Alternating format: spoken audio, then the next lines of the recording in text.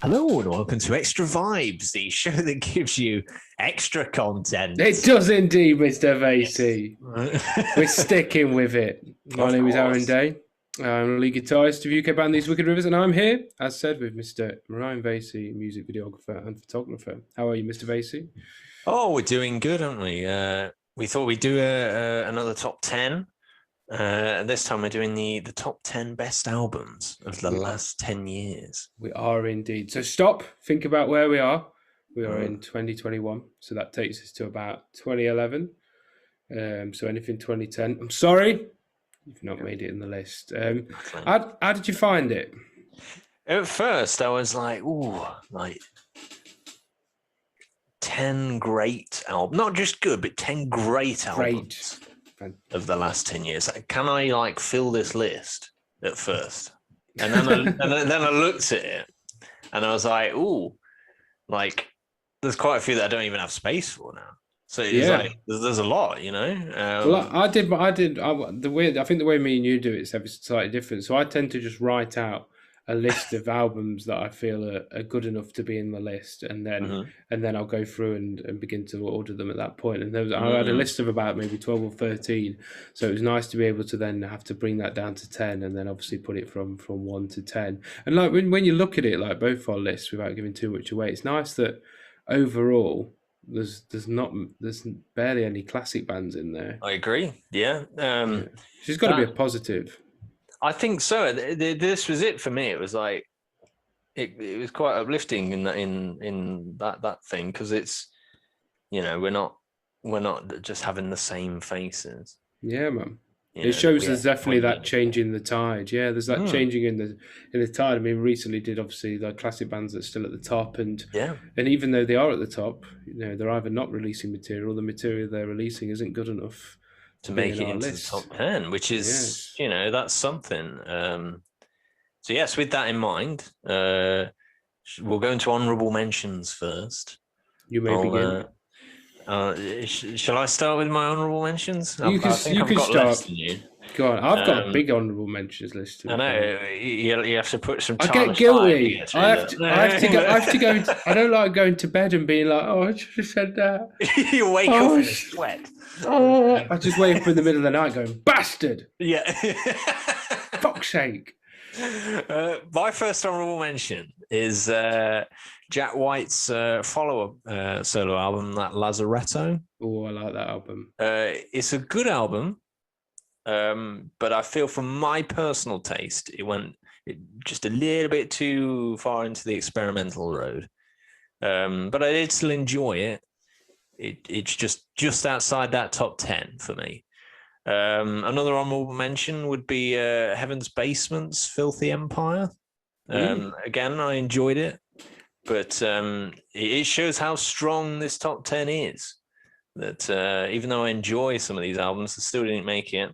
And my last one is the reason why it's in my honorable mentions is because it's a little bit hazy on its release. It's the First Treatment album, This Might Hurt. Now, they had the original release of this with less tracks on it was way back in like 2009. But they had an international re-release with added tracks in 2011. Oh, you snuck it in, hadn't you? So it's in my honourable mentions. All right, it's only the honourable.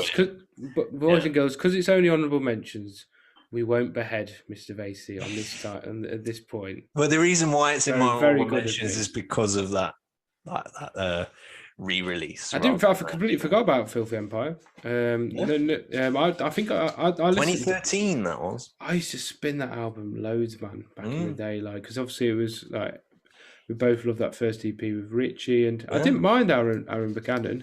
No, I thought he enjoyed it. Very interesting frontman, great performer, had a strong voice. Some good. He had Fire. And then there's a lot of songs that they recycled from them initial EPs, isn't there? Yeah. Which was cool to hear again, round. So yeah, that's a good shout. My honourable mentions are Rival Sons, Great Western Valkyrie. Yeah. I was very nearly put it in, but I didn't want to put two albums by the same artist. So I've probably got another Rival Sons in my top 10. But I love that was my gateway album to Sons. I really struggled with Pressure in Time and the albums before Valkyrie. I love them now, but I think I needed that gateway album and stuff. Open My Eyes and Electric Man, and there's so many great tracks on that album. It's just absolutely killer. It really encapsulates the character of the band. Dust Coda, Mojo Skyline. In my top 10. Wow. An honourable mention. Slaves, Sugar Coated Bitter Truth. Probably more of a punk album, but the Slaves' first album, I saw them when I used to do sound at the Hairy Dog in Derby. Which say used to do sound, used to help plug stuff in and get paid in alcohol. And before they broke and became like a Radio 1 band, they were like old punks used to see them. They were really cool. Two-piece, I don't know if you know, right? Well, the lead singer stands up and plays drums, just a snare and a hi-hat and just shouts, and then the guitarist plays, and it's just two of them, but it's fucking huge. And they've got a song on there called Girl Fight, and I remember seeing that live for the first time, and the lead singer goes, when you come out of the club, you got your kebab, and you look over, you can hear shouting, and then you just see a girl pull another girl's hair, and you think, this is going to be a girl fight, this is. And then it's literally about a 10-second long song that just goes, girl fight, I can see your girl fight. It's just awesome. I'd never really experienced lyrics. Yeah, beautiful. But a lot of the lyrics are very sort of intelligent and very metaphorical. And it was the first time I've been introduced to that sort of sound. So yeah, that Cadillac 3, Tennessee Mojo, another honourable mention for me. Probably the best Cadillac 3 album, the debut one, and Temple's Hot Motion. She's like a psychedelic pop band, very Beatles, very T-Rex. Would 100% recommend. But they're and also Babe Rainbow's first album, self-titled, also very good. So I've got a few honourable mentions. All of these didn't make it. All of these who is this top 10? Dead to me. I know. Dead to me, obviously. But I had to say them so that I could feel guilty. But yes, now let's get down to business. Yes. And go for our top 10 of the best albums of the past 10 years. Mr. Vasey, begin. My number 10. He's a guy that's occurred he's turned up a few times. It's Philip Sace with Spirit Rising, the one that he released fairly recently. I really enjoyed this album. I mean, it was that was my introduction to Philip Sace. Like I heard that first, and then I went back and heard the other stuff. And it opens with just that track that's like a solo, essentially. That one called Warning Shot, and he's just like tearing it up in this kind of like kind of Van Halen-y kind of way, but yeah, it's a really like solid kind of a blues rock kind of album. I don't think it's his best work. I do feel Peace Machine is superior. When did Peace Machine come out, man? That one, I think that was like 09. Yeah, I feel like it's 08, 09. Somewhere around there, yeah, 08 or 09. But yeah, so I thought The Spirit Rising was a real strong album. It goes more into this kind of blues territory that he's obviously very fond of. But I really enjoyed it, and I think more people should go and check it out. So yeah, that's my number 10. Cool. My number 10 coming in hot is Inglorious with We Will Ride. Probably my most recent release on this list. I really believe this album's quite underrated. There's not a track on it that I don't enjoy. I think the inclusion, as we spoke about, I've obviously interviewed Danny and Nathan, and I think the inclusion of Dan Stevens and Danny Dela Cruz coming in on guitar has just brought the entire level of the band up a notch, particularly Danny. I mean, Danny's just badass, man. And the songwriting seems to have evolved. Songs like Messiah, man. I mean, it's mixed to perfection, as we said at the time. It's just such a good album. I could listen to that tomorrow, out in the van and really enjoy it all the way through, which for me is the pinnacle of what this list is about. And I think more people should go and listen. For me, it's their best album up to this point. A lot of people love that first album, but I just think songs from start to finish, it's just a great representation of where the band are at this point. No, I can't argue with any of that. Yeah. You know, No, I don't mind. what do you say? I You mean, if you know? want to just openly praise me for my remarks, I don't mind. It's Well, open we have a game. bit of a joke with that track in particular with Messiah, because we felt, because Nathan's got that kind of big the "I am your Messiah" thing.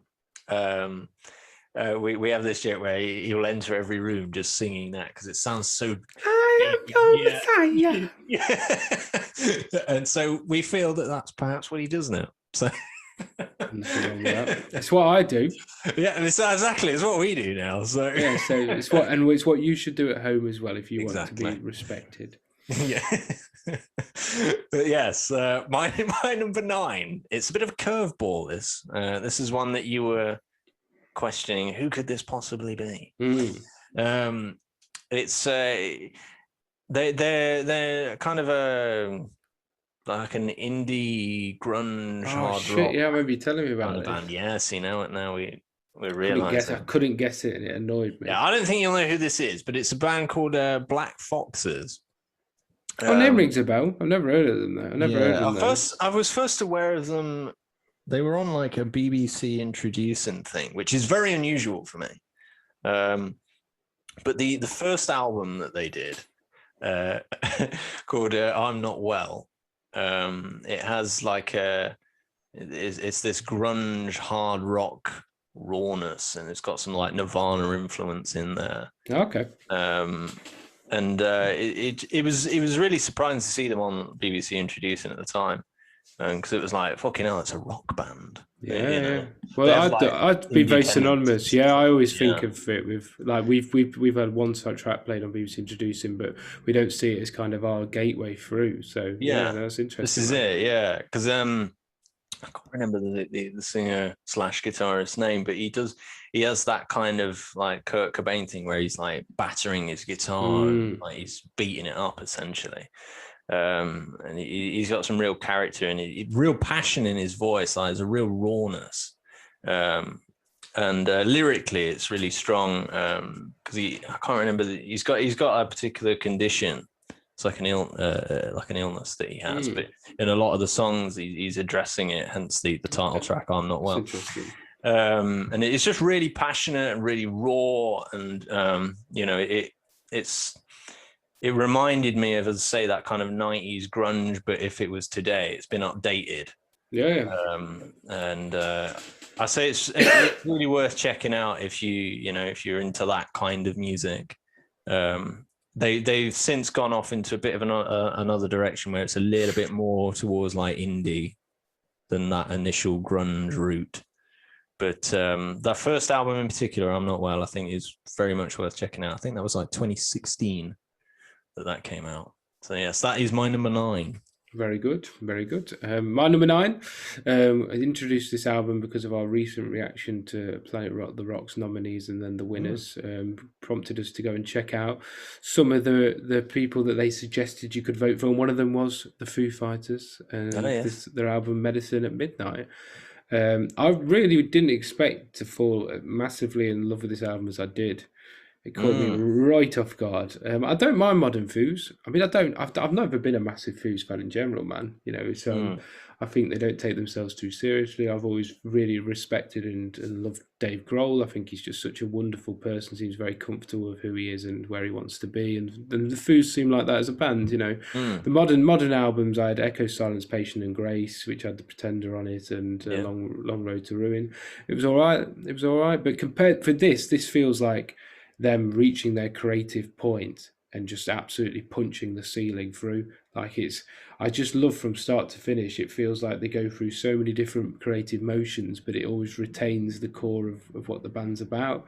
And I love that. There's apart from maybe the last song, which I'm a little bit ropey with, but I still enjoy it. I really love every song on the record.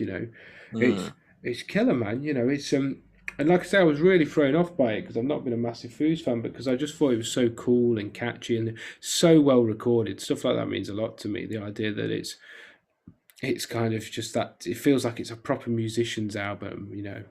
Hmm. Yeah, just fell in love with it. Even Shame, which I know is your favorite track on the But this is track on it. probably one of the only albums on your list that I'm imagining we majorly disagree on. Mm. Because Probably, yeah, yeah, yeah. for me, it didn't do nothing for me as a bit of a side note. But Mm. yeah, it's one of those, isn't it? Mm. Um, Why I didn't think it do it. nothing for you? I think we've probably discussed it before, but for viewers that haven't, aren't um, aware. there's for me, there wasn't any particular tracks that really stuck in my head. There wasn't Mm. anything that I really was like, I'm going to go back and listen to this. Mm. It didn't grab me in any way. And I felt that there are tracks where they do experiment and perhaps look at that sound, which is, fair enough. But like stuff like that one, Shame, Mm. I felt lyrically that was poor because it's shame, shame, shame, shame, shame, shame. As the chorus, and it's like it didn't do it for me personally speaking. Mm. But they did try to go a little bit outside of the box, which is fair enough. Mm. They could have just done pure stock. Mm. Um, so I think it's better than just doing that. So I'll give Yeah. them Okay. that. Yeah, that's fair. Yeah. I think they do I this think thing there'll where be they, some that won't like it. Sorry to interrupt. no, not at It'll all. be perhaps a bit of a for Foo Fighters fans. I'm imagining some people would love it and some people may not so Well, much. I think if you imagine the Foo Mm, Fighters line and imagine this is nonsense creativity, I think they yeah. waver it on a really nice balance, but that might just because that works for my taste. Like I think Mm. Waiting on a War for me is ultimate Foo Fighters. Yeah, I I feel think that's that for serves me the that's classic stock Foo fans. Fighters. You That's see, I like think that's really good quality Foo Fighters because I think it's them hitting all the nuances that people know them for and just smiling. And I like the fact that Foo Fighters have this feeling now that they're on this plane, and they're all happily floating. And anybody that doesn't like it, they're kind of just sticking a middle finger to, because they're just kind of on this lovely creative little plane, And I just got a lot. I think it's the first time I've really felt connected to the band. So, but yeah, I get mm, complete respect. It's not not to everybody's taste. And I no, agree. I think a lot of people will probably not enjoy it. If it'd be on vinyl, and that's another good point. Every one of these albums I would have on vinyl, which is Ryan right. knows is the ultimate The bold compliment. statements. Yeah. So yeah, that's Ultimate. fair enough. And number My 9. number 8. It's Crownland's self-titled album, their debut album, fairly recent, I believe. I think it Hmm? was like 2019. But yeah, it's so varied. It's retro-y, but it's contemporary at the same time. Very catchy. Like what we talked about, where I was saying I wouldn't go back and listen to any kind of Foo Fighters tracks. With Hmm. this, it was like it gets stuck in my head. I have to go Hmm. back and listen to stuff. And lyrically, it's very good. And of course, it's two piece as well, so it's Hmm. interesting. I always find that kind of stuff interesting, where it's like it's just two musicians. Drummer Um, singer. hmm? Drummer singer. Extra Yeah, this is it. points. It's interesting, but I feel that obviously now they're going off into a bit of a rushy direction. We were discussing this Whereas before the show, weren't we? Yeah. yeah, which is fair enough. I still like this direction, but I think this first album, it still had that kind of like bluesy rawness in there Hmm. as well. Bit of a Jack White thing, obviously Yeah, it's that two-piece definitely Jack connection. White. But yeah, it was very varied, and I just really like that kind of um, that style in particular. Effortlessly cool. Yes, effortlessly cool. And Effortlessly cool.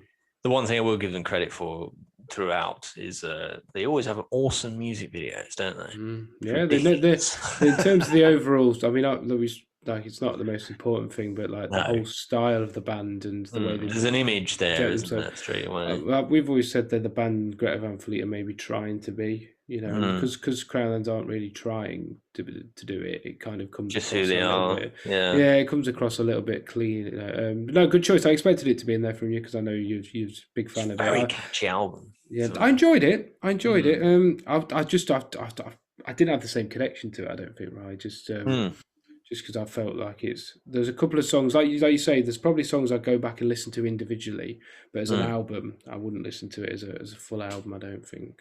Fair But enough. individual songs very strong. Yeah. Mm. Good choice. My number 8 is this was we chatted about this when we were plotting the show. And my biggest thing with this choice is my emotional connection to the album, and Okay. it's Blackstone Cherry, Between the Devil Ah, and the Deep yes. Blue Sea. Mate, when this album came out, which I think was 2011, like it's right It's on on the the bottom. line. Yeah. Yeah. Um, it was. I listened to it religiously. Like I was so in love with Blackstone at that point because after Folklore and the debut album. I Mm. mean, I watched a clip. I thought they shared this for photographer guy who they've been working with for years, and he did a clip recently, and I shared it on my Instagram story, which was um, kind of showcasing the journey that he'd been on with Blackstone. It had them filming them at Download when Chris had his long hair and Folklore had just been. He went 1, 2, 3, Blackstone Cherry, and me and my mum and dad were standing on the left hand side, and it Mm. made me emotional because it drew me back to that point when they were my favourite band, ever. And this Mm. album came out, and even though it was a bit more radio friendly, much more choruses, definitely that radio rock that Roadrunner, which was the label they're on, were pushing them towards, excuse me, that Nickelback sort of thing. I Mm. still loved it. I still thought it was just epic. And it's cool because it's, even though it's radio rock, it's like it's radio rock on their terms. It's like Mm. White Trash Millionaire. It's a dark album, man. You've got songs like Such a Shame. Such a Shame is one of the most awesome heavy rock songs that's come out in the past 10 years. It's just, and even the bonus tracks that didn't make it on the album, which is Die For You, holding all the, fucking, I'm trying to show off now, but yeah, there's 3 bonus tracks, and all of them were awesome and better than what was on any other album that year. So, and I know there's some songs in it that are very like radio, but I still loved them. There's not a single song on it that I dislike. Mm. That wouldn't mean a lot to me if I heard it. I know all the words to every song on that album. But the reason it's not higher is because I think that musically and creatively there's probably better albums on this list, but it just means so much to me. Fair enough. How old were we at this period of time? Right, so I'm trying to think of I'm 26 now. So Mm. 10 years ago I'd have been 16, Okay, yeah. 15, So that's 16. weird to think, isn't it? When that album came out, you were 16, I was 17.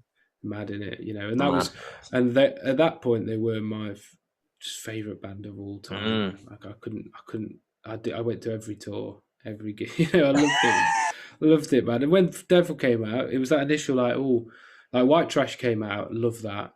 Can remember the Mm. video in the junkyard. Perfect. Yeah, yeah. Everything I needed. But Boom Boom, I'd already heard live, and I enjoyed that for what it was. It was very catchy. Gave them a whole new audience.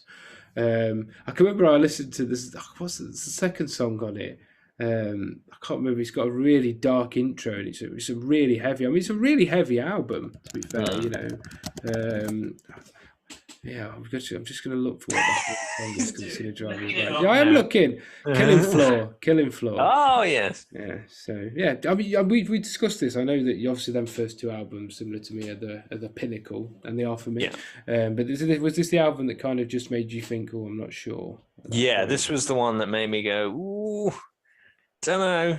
Like, I hope they don't go too far down this direction. I was hoping that they'd release this with as like perhaps just getting a broader appeal, trying to get a gateway. Actually, I think it was the perfect album for that. Yeah. I think if they'd gone back to that more swampy sound with Magic Mountain, I actually like Magic Mountain. I think it's a solid album. But if they'd gone back to folklore sort of sound for the 4th album, I think this would have served its purpose. Yeah, I agree. Could have returned to what they were, but difficult. You don't know what label pressures they had at that time or whatever. But yes. Yeah, I felt for me it was just that there was tracks on there that were just a bit too radio. Yeah. Like the Like I Roll and In My Blood. Yeah. You see, I love it, but I think I love it because at that point, like, I just loved Blackstone. So it's like... Well, I think it's different. I mean, I mentioned about the age because I think it's different when you're in those like 16, 17, 18, because that's where you're kind of forming your musical taste, isn't it? Like, it's becoming your own thing then at that point. I ain't got Ponzi by that point. Do you know what I mean? When I was about 21, I only listened to music from about 1966 to 1974 for about 2 years. I refused to listen to anything else. So Blackstone didn't get anything for about 2-3 years. Wow. Yeah, for a long time, man. I didn't listen to Maiden or anything. I was very into very early 70s, 60s as that next part of my character developed. Whereas now I just listen to whatever I enjoy. I'm very, very open minded. So I go back to them albums and I'm going, in my blood, it's in my bones. That's why it didn't make it on for mine. Moving on. My number 7. It's one that you've mentioned very recently. It's Inglorious with We Will Ride. I'm not shocked. I'd be surprised if it was Foo Fighters or Blackstone. Yeah. Imagine, having just slagged it off. I'll just throw it in there. No, for all the reasons that we kind of mentioned a minute ago, it's the best thing they've done to date. Danny's come in and elevated the band. Yes. Along with the other guys that have come in. Lyrically, it's stronger than anything they've done to date. For me, it should have got something. I think in terms of awards, I feel like it's a bit underrated in that regard. Some great songs on that record, man. This is it. It's one of them again that I'll go back to. That's a big thing for me with all of these. It's like I've got to go back to it and still enjoy it, and they certainly do that with We Will Ride. So yes, that is my number 7. Cool. My number 7 is Church of the Cosmic School with their album Is Satan Real? So this was the first. Title. So this was the first album that I got into by Church of the Cosmic School. I can't remember how I got into them. I think Hartwell recommended them because I think they're a Nottingham band or they play in Nottingham. Yeah, I believe they are. And it's just, this is such a good album, man. It's so good. And it's for those that aren't into Church of the Cosmic School, they ride this kind of doom rock, Sabbathy, very 70s Uriah Heep sort of sound. They've got the Hammond organ, they've got 2 female backing singers, and they've got this really cool identity of the band which sets them apart, where the idea is it's like a church. They have that pamphlets that you can buy on the website that talk about the church and all of this, and it's just. And I just find it wonderfully 70s. On stage, they've all got this very vintage stage where they really play it up, don't they? Yeah, and not a lot of bands do that. And I really vibe into that. It's got this Hawkwind feel about it, like a little cult. And this album, in the first track, Mountain Heart, is just epic. I remember hearing that and just going, yes, this is 100% exactly what I want right now. And Black Slug's like this very doom metal, like Mastodon type vibe. Which is class, but they've got this last song called "Evil in Your Eye," and it's like this rousing epic. Their last song, their "Stairway to Heaven," is 11 minutes long. Wow. And just that there's only seven tracks on the album, but every track is perfect and has the perfect point in that story of the album's telling. And if you're into your 70s rock, into your retro sort of rock, a bit of a heavier side as well, then I'd definitely check them out. Church of the Cosmic School. Is Satan Real coming in as my number 7? Fair enough. My number 6. It's another one that we've had on the podcast. It's Dust Coda with Mojo Skyline. I did think this would sneak into yours. Yeah, as people probably know, if you're tuning in like a regular listener, you'll know that I like this album quite a lot. Keep going on about it all the bastard time. He's saying it again. It's a bloody good album. But this is it, though. It's a really good album because what I did with this list in general is I went back and just listened to all of it because I was like, will I still like it and enjoy it today? I'm not going to throw nostalgia in there. Very important. As like a thing to favor anybody in particular. It's like, do I enjoy it? And I rated it through that. And it's such a great album. It's just like a really solid, kind of hard classic rock kind of album. And it has everything. It's very catchy. I don't think there's a weak track on it. It's certainly elevated the band to a whole new level, I think. Lyrically, it's very good. Again, I feel like this is an album that probably should have got something. like an award or something. Yeah, they get an award from me. It's probably worth nothing. There you but... go, Duskoda.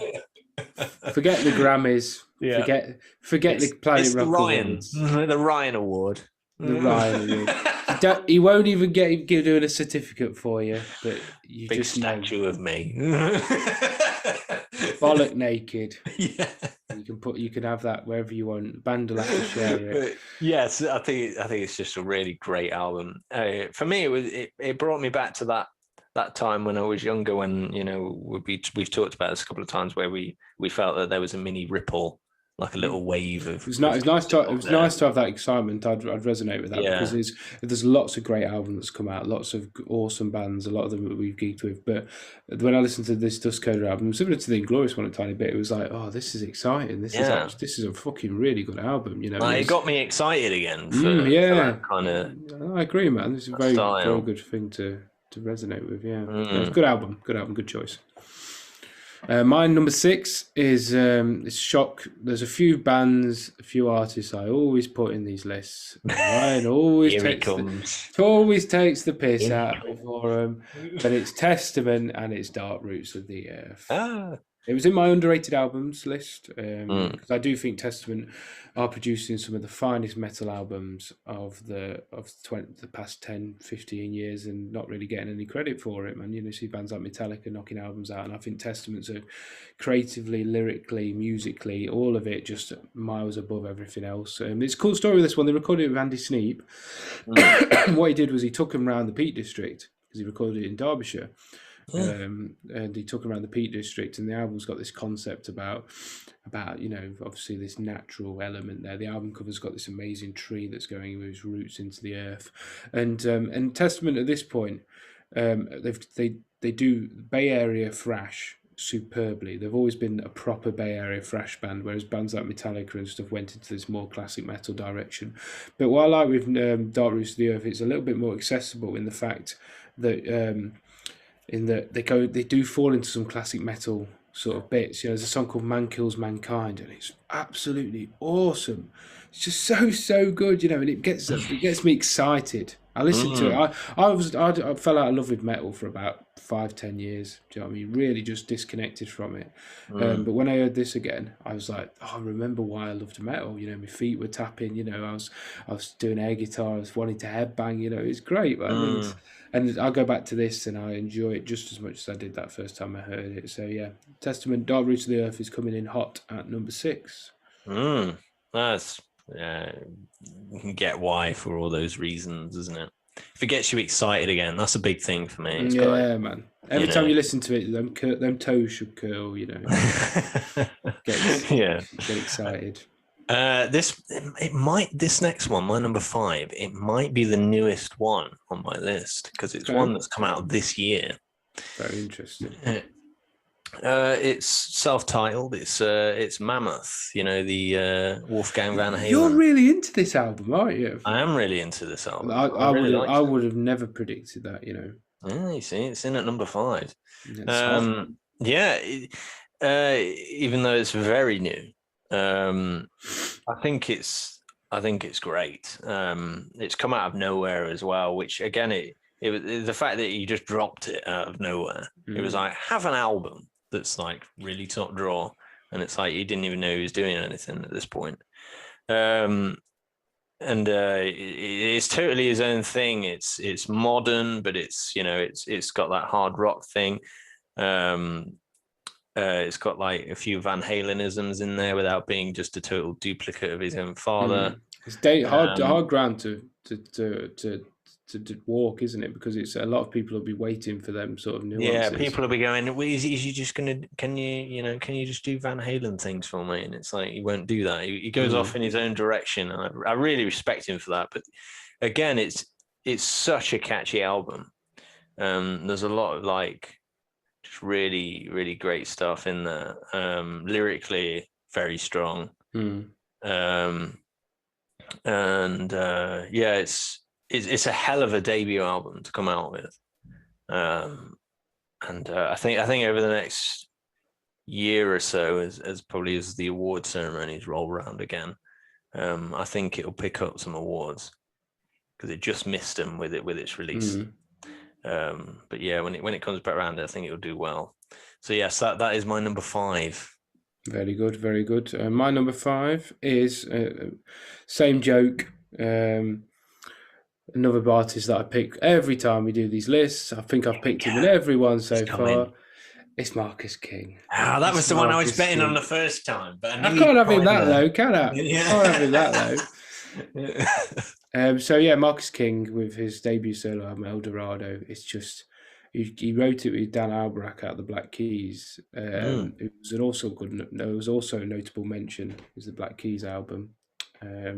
Most recent one. But yeah, he co-wrote it with Dan Albrecht. Again, it's similar to the Foo Fighters thing where it's just I just think it's just such a wonderful musical album. Like, it's recorded fantastic, recorded with all analog.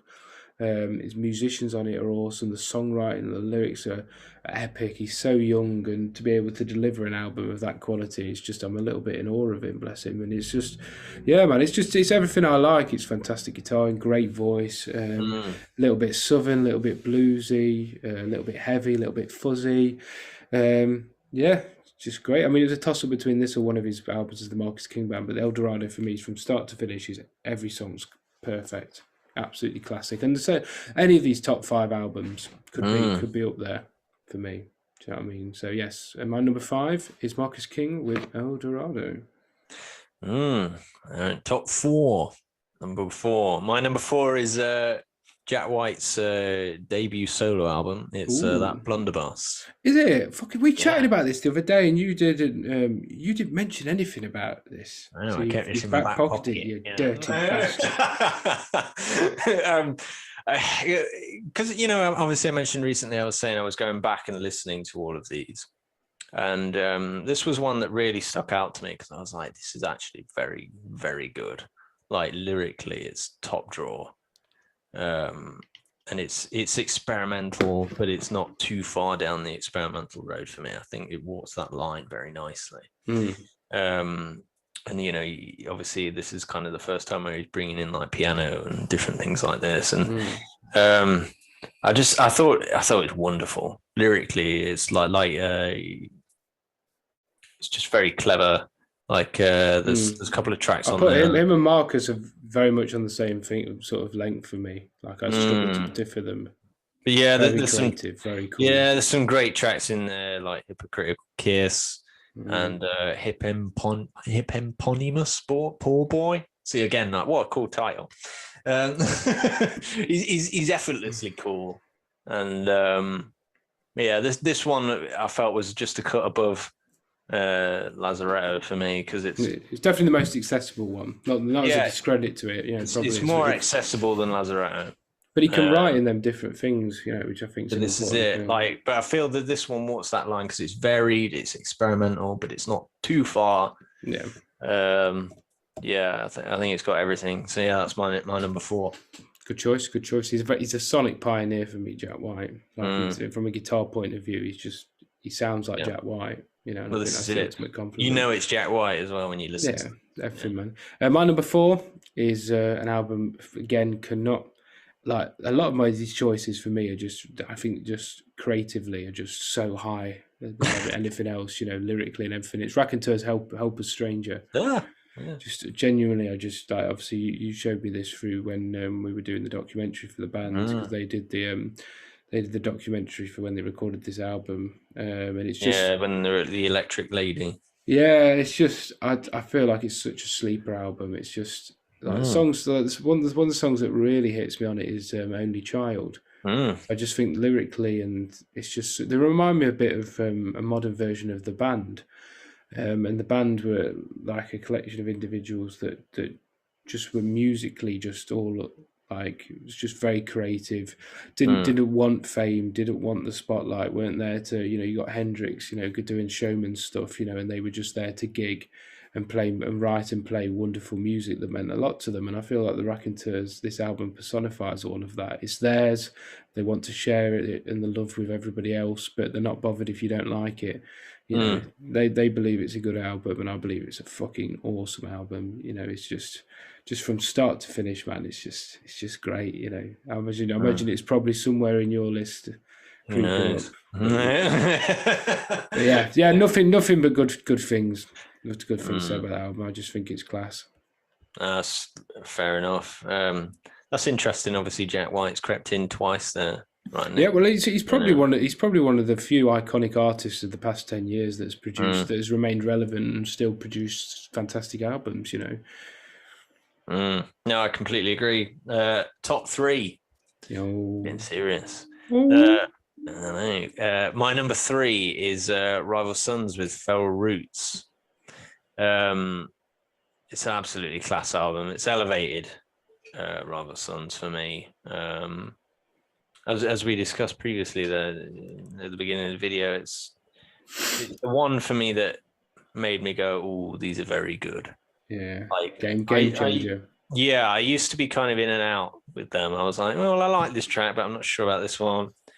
But with this, it's like start to finish. It's like, ooh, they're a serious proper band now.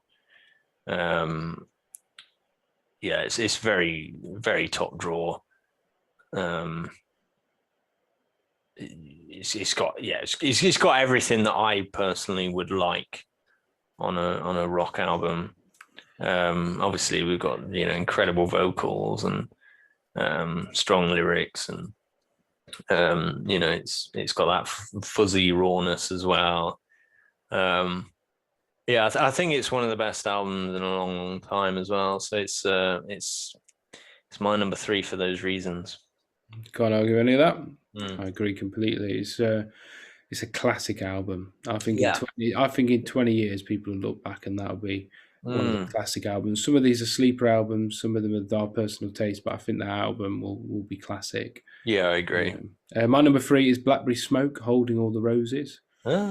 It was tossed up between this and the Whippoorwill. A lot of people would say the Whippoorwill, which has got One Horse Town on it, Shaking Hands with the Holy Ghost. But I like Holding All the Roses because it was the first time I got into the band, and this album's a lot heavier. It's just, there's just something about it that personally means a lot to me. I think it's from start to finish, it's very, very strong. It wanders into country without it being too much. Not that that's a problem for me personally, but I think in terms of just the quality of the album, it's a bit like their version of Between the Devil and the Deep Blue Sea, except they're more accessible. Yeah, it's them, being able to reach out and again, they've got a lot of airplay on Planet Rock, But after this, they fell very nicely into becoming the band they want to be, and it felt like a nice transition, which is obviously where maybe Blackstone slipped up a little bit. Their most recent album, You Hear Georgia, is much more country. They've now brought in a slide player and female backing singers, but if you look at their entire discography, it sits perfectly. It feels like a progression and the same band, and they're just developing and growing as individuals, and this album for me sits in there perfectly as the shining light for me personally and my tastes. It's I'd recommend it. I've recommended it yourself as well. I'd recommend it anyone who's not into Blackberry Smoke. Listen to Holding All the Roses first, and that'll give you a great taster for the band and what they're about and how wonderful they are, and then you can then delve into their other albums at your own taste. That's fair enough. It's on my to listen list. Because for me, when I hear bits of them, it's like, oh, this is very country now. But yeah, I've heard from a few people, and it's like, this is your gateway album. Yeah. So yeah, fair enough, isn't it? Number 2. It's getting very serious here. Very serious, right? I know, right? It's my only classic band that's in here. It's Black Sabbath with 13. Obviously their last album, unless they turn around in the next 10 years and go, guess what? There's another one. I hope it is their last one. Yeah, me too. Because I think it's like it's perfectly bookended, isn't it? Because it has a lot of parallels to the original first album, I think we've discussed this, haven't we, before? Where it's who was the dude that Like Rick how Rubin. Rick yeah, Rubin was the producer, yeah, and got them to listen yeah, to that first album and yeah, remember exactly. where they were, and Mm. you can feel that on the album, can't you? Yeah, I think there's a lot, as I say, there is a lot of parallels there, like what is it, Zeitgeist Mm. and Planet Caravan. Oh yes. Like Yes. there's parallels in there, but I like it because I say it feels like it's like, you know, there's the beginning of the career, here's the end of it, and Mm. it's come full circle again. But lyrically, again, it's fantastic. So underrated Ozzy is. I think Yeah. it upsets me when people take the piss out of him because I think he's Mm, so underrated as a lyricist. mm. Yeah, and I remember when this first came out, there was like a little press thing of like Ozzy wanted to have that track, God is Dead. And he was like, and Tony Iommi was like, you can't call a song God is Dead. But it's like, it's, you know, it's got more to it than just that 100. This is title what there. Ozzy. This is what he does. I Mm, mean, he's got a song called "Rock and Roll Rebel" off "Bark at the Moon," and that's taking the piss out of. Not taking the piss out of, but having a go at like American preachers on mm, television and stuff like that. And it's a similar thing. You know, mm. Ozzy's asking the question: Is God really dead? Yeah. And he's so intelligent in the way that he writes because he lures you into this thing where if you're thick, you Mm, think that it's one thing, yeah. and if you're intelligent, then you go into this whole different bracket of all the different things that it could be. And I just Mm. think he's fantastic. It was a good, that entire album showcased everything that's wonderful about Black Sabbath. Yeah, I agree. I feel like this was for me, I feel like this is where Ozzy probably should have called it a day as well, for Yeah, me yeah. personally. Because I felt like that's like such a good high. And I think if you'd have just mic dropped and gone, thank you very much Well, after that. Sabbath, I saw them on that tour, Mm, and man, they were just so good. Oh, they're so mm, good. Saw them at Download, and they're just like everything I needed them to be, so I could mm. have that experience. And I wouldn't, let's say as you say, I wouldn't want them to do it again Yeah. because it's done now. It Everyone's feels moved on. It really feels right. nice as well. Yeah, there's a few people would maybe suggest that obviously Bill not being on the album's a shame for Yeah. whatever reason, but I thought that I can't remember his name, but it's the drummer from Rage Against the Machine. Mm, And he did a fantastic job, absolutely awesome. It was everything that went into that album was perfect. mm. It was just great, man. Yeah. For me, it felt quintessentially Sabbath, but still modern at the same time. Yeah, And it's like to do that at that point in your career is pretty amazing, and it's one that I like to go back and listen to regularly because it feels so cool mm. and clever. So it's yeah, that's my number two for that reason. My number two is Rival Sons, Fell Roots. Mm, yeah. Many of the same reasons you said. This was, I got into them with Great Western Valkyrie, but this was the album where it was like shit. Mm, Shit, this band 100% knows who they want to be at this point, and even when they toured, and it just felt like they'd hit their point when they know who they are now. mm, Is from start to finish, it's just fantastic. Fell Roots is an amazing song. Sugar on the Bone, mm, Stood by Me is my favorite song on the album, which is a bit of a filler track, but I just love it. I mm. just think it swings. I think it's wonderful, and it was that point where it was like Jay is probably going to be the next iconic vocalist. Like Yeah. he's just so, the way he holds an audience and the way he puts his style onto a track, and as a lyricist he's immensely strong. Scott's fantastic, massive. It's him when you hear a Rival Sons track. You know that he's playing guitar on it. And as a band, they just feel like they're where they should be at this point. And I can't wait for new Rival Sons. I've Mm, never been this excited about new material in a long time, man. Because it's just such a good album. Like I say, biggest compliment for me is I think in 10, 20, 30 years, people will look back and this album will stand in time as we look back at over albums from the past 30, 40 years of classic bands. It's a classic yeah. album for me. Yeah. Yeah. I feel as we touched on previously, it's one of the ones that's going to really like break into that. Yeah, When people talk about your all-time classics, I think it'll be in there, yeah, I agree. which is fair enough. Number Number one. one, so It's a tough one. This one. I was jostling with. Yeah, I think I know which your number one is, and I'm surprised. I'm Well, surprised. this is it. I mean, obviously, I said that I've gone back and listened to all of them Hmm? very recently, so they're all very fresh. And I felt that this album in particular was the one for me because it's like it feels it has everything I want on it.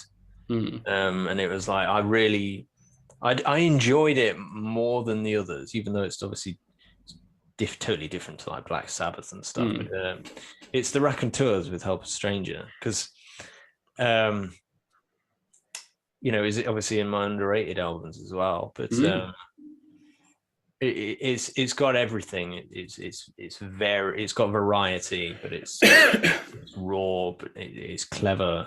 Hmm. Um, it's got that Jack White thing to it, but when you hear it, you don't go, "Oh, this could be a Jack White thing." Yeah, Just him, you know what I mean? Like, it feels like it's a Raconteurs thing, doesn't it? yeah, it feels Raconteurs. It doesn't feel Jack White. But yeah, for me, I felt uh, like the more I listen to it, the more it grows on me. Which is a And massive compliment for an album that you've probably spanned numerous times. but this is it. Like, for me, it has everything that you want. Like I can on like a sunny day, if you're driving, you could play it, Mm. or in the winter, on a cold night, you could shut your curtains and play it. You can have it anywhere for any occasion. I think it still works. As I say, it's got a bit of everything. And for that reason, it's my number one because I think it'll, as I say, like that we mentioned with Feral Roots, I think it will stand the test of time. And I think in years to come, as I say, it might be different in the US because I know they had a stronger campaign over there to like get it out there. Yeah, of But I course. think over time it will break into this kind of damn, that is a classic album. I hope so. Yeah, I would hope so, but I feel it should be I in the put it up next there 10 with years. like Hmm. some of my favorite like musical and creative albums like Carole King Tapestry and Cat Stevens Tea for the Tillerman, which are just great songwriter albums. I put it on Hmm. that sort of level because I just think Yeah. it casts so many different shades and does so many different moods, and Hmm. it's heavy and raw but also That's why it's my soft, number. and yeah, Yeah, it's that's why great. it's my number one because it just has everything. Yeah, Um, it's good. It's such a good album. yeah, So good. this is it. Like as I say, I went back and listened to it, and I was like, this has to be the number one because for me, it's the one that has it all. Mm. And if you've got it all, then you got to be number one for me. So yes, Right, I've got to try and diminish that here we go. notion now. For those that have been following down and if have seen Ryan's list and my list, there's one that's left on mine that's probably going to be noted, and it's Black Sabbath 13. I just thought when you didn't mention it at number two, I thought it's got to be number one. Yeah, same with you, the Racketeers, man. Mm. I think my thing with this as number one is because I think the challenge of writing this album is far greater than maybe the Raconteurs Yeah, and Rival Sons. I there's an think that expectation, isn't there? there's an expectation, there's a danger. Mm. There's a legacy there that you've got to respect, and you've got it's such a dangerous place to be because if it's crap, Mm. it kind of sheds this real thing on the reunion and the tour, and as you say, the final bookend. If it Mm. wasn't the album it needed to be, would they have ended up having to do another one to try I and mean, force it? there was a strong risk that it could have been too similar to the original album. Exactly. Yeah, it Like, could it have could have been. been too close. Well, it could have just been a tribute Yeah. album, which isn't what it needed to be. It No. needed to be fresh and new, and it feels like a new album. I mean, you touched on it. My biggest thing with this album is it's still unrelenting. It's so cool. Mm. It's still so cool. It's still cooler than anything else. And Mm. for a load of old rockers like Sabbath to come into a Yeah. room and still be the coolest metal band in the world, for me, is just so fucking cool. It's Mm. like we taught you everything in the beginning, and just before we finish, we're going to teach you everything again. and then they just walk off into the sunset, Thanks and I very love that. much. Yeah. Thanks very much. And it just preserves all of their legacy, preserves Ozzy's legacy. Geezer is just shredding it all the way through. Tony's in ultimate form, and I just think it's just immense. Like when they toured with a band called Uncle Acid and the Deadbeats, which was basically like Amazing names. they all look like Sabbath did in the 70s. They came out in white velvet jackets playing SGs. And I remember being at this gig thinking, this is fucking cool. The Sabbath had chosen this band as their support band. And then they came out, and it was everything it needed to be. Ozzy would do his daftness, and then Tony would look over and smiling at him. Geezer and Tony would look at each other and laugh. And that also comes into the decision for me a little bit. It's if I was going to pick it in terms of maybe musically, what's the strongest album? It'd probably be closer towards Feral or Help a Stranger. But I think in terms of everything that encapsulates what I want, which I think my best album is of the past years, the weight on it, what it meant, the reaction, the point in the career, blah blah. I think it's got to be Sabbath 13, man. Like there's classic bands that could try and do that as a final album that will never reach the heights of what that does. It's so awesome. Yeah, it made me want to learn riffs, Sabbath riffs again. I'm sat there trying to learn God Is Dead. It's got classic riffs on it, which is very hard to do when you have a band that's got many classic riffs. Well, there's that, and the fact that IME's kind of, he's still come up with new riffs that don't sound exactly like the older stuff at this point. No, and it still sounds like Sabbath. Yeah, it sounds like to walk that line. I imagine young fans, young metal fans, young stoner metal fans, young doom metal fans, just everybody and their mum and their grandma just vibing on it, because it just covers everything. Like, I'm going to listen to it tomorrow. I'm going to listen to it very loud. But yeah, it's just it makes me think of the joy that and the affection I have for Sabbath and Ozzy in particular, man. I think Ozzy gets his last solo album, not to go down a rabbit hole, but I enjoyed, but it felt like it was Ozzy being used as a bit almost like an Argos Ozzy. Whereas this is for me, 13 is the true Ozzy Osbourne. Yeah, that's what I'd have like if that was the just like thanks very much. I'm gonna mic drop it with Sabbath as well. Again, it's like that nice full circle. I like that kind of. It feels poetic. If you were to say that's it now, because I think it is. I think it's top drawer, and I have this thing of like, if you go out on a real high, that's what people will remember, isn't it? Yeah, you look back in 20 years and people talk about the band that invented metal. 13 sits with that first album. It's been a classic album. It's very hard to do that. And they did it so well. Did a couple of tours and then signed off, and I like that. Feels right and it's respectable. Yeah. Fair play, yeah. Sabbath. fair play, man. Yes, so that is our top 10 best albums of the last 10 years. If you like what we're doing, you can follow us on Facebook, because obviously we also do a podcast as well. We do that, don't we? Yes, we do. So if you want to find out what guest we have for the week, you can like us on Facebook, and every Wednesday from 10 a.m. we will reveal who that guest is in a teaser trailer. We will indeed. We interview all different types of iconic figures of new rock and roll, old rock and roll. Some aren't even rock and roll. Yeah, that's could be anyone. It literally could be anyone. Well, it's not who you're thinking of, but it could be somebody like them.